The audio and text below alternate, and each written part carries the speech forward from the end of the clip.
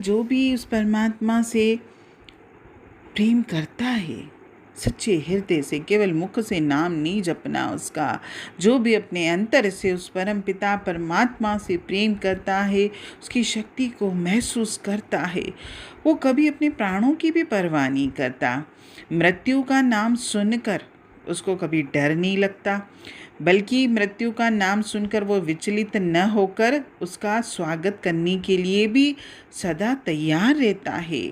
उसके लिए संसार का कोई भी कार्य असाध्य नहीं है, ऐसा कोई भी उसे कार्य नहीं लगता कि जो मैं नहीं कर सकता।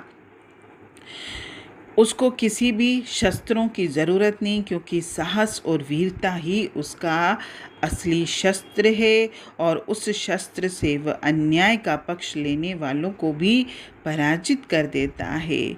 लेकिन इतना सब करने के बाद भी उसके मन में कभी भी किसी के लिए भी गलत भाव नहीं आता, और वो व्यक्ति कभी चिंतित भी नहीं रहता, क्योंकि कहते हैं ना कि चिंता जो है चिता के समान तो है, ये तो बोला ही जाता है, लेकिन हमारे जीवन का जो आनंद है, हमारे जीवन का जो उल्लास है, हमारे जीवन की जो खुशियाँ हैं, उसको नष्ट करने वाली राक्षसी है।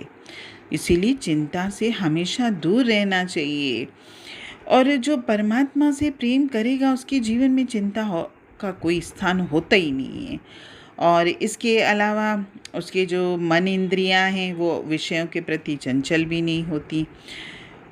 वो अपने मन इंद्रियों को पूरी तरह से अपने वश में रखता है, और इस संसार से वैराग्य भी लेता है, क्योंकि जब संसार में उसके लिए किसी से न प्रीति है न किसी से द्वेष है, तो वैराग्य तो आएगा ही। क्योंकि वैराग्य इसलिए नहीं आता, जहाँ हम अगर मोह लेके आते हैं तो मोह के पीछे वैराग्य आता है। यानी अगर मोह वाले ने मेरे को ठोकर लगाई, मोह वाले ने अगर मेरे को चोट पहुँचाई, तो मेरे मन में वैराग्य होता है। लेकिन हम किसी के लिए अगर मोह रखेंगे ही नहीं, तो हमारे अंदर में तो वैराग्य है ही है। यानी हमारे लिए तो न कोई अपना है न कोई पराया है। मैं तो सब में उस प्रभु के ही दर्शन करता हूँ। और इसके अलावा जो व्यक्ति प्रभु से प्रेम करता है ना, उसके शरीर में अगर रोग भी होते हैं ना, तो वो रोगों को लेके, बीमारियों को लेके बैठा नहीं रहता। वो हर वक्त उसके दिमाग में ये रहती है कि अगर मेरे जीवन में रोग हैं, कोई दुख है, चाहे तन के चाहे मन के रोग हैं भी, तो मेरा परमात्मा के प्रति से ध्यान नहीं हटना चाहिए।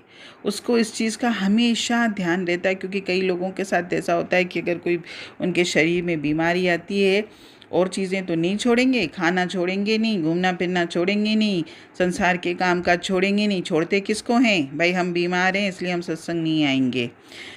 तो जो वाकई परमात्मा से प्रेम करता ना, उसका रोग बीमारी भी कुछ बिगाड़ नहीं सकते।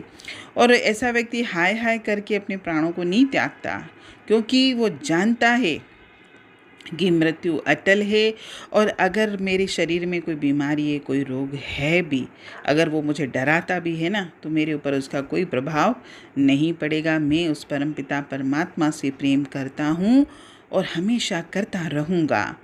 और जिसके मन में भी ये जो संकल्प की दृढ़ता होती है ना,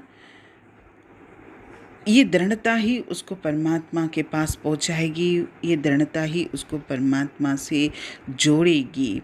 और जिसके उद्देश्य में पवित्रता होती है, क्योंकि जीवन में लोग उद्देश्य तो फटाफट बना लेते हैं, संकल्प भी ले लेते हैं, लेकिन वो पवित्रता नहीं होती। क्योंकि अगर पवित्रता होती तो लोग संकल्प को तोड़ते नहीं, लेकिन आज किसी ने कोई बात बोली, दूसरे दिन वो खुद ही उस चीज़ को भुला देता है। तो जब तक अगर हम ये जीवन में ये बातें नहीं छोड़ेंगे, तब तक हम इस मनुष्य जीवन में आने का जो हमारा उद्देश्य है, ना तो मेरा वो पूरा होगा, ना मैं इस संसार में अपनी विजय पताका फहरा पाऊँगा। हरि ओम।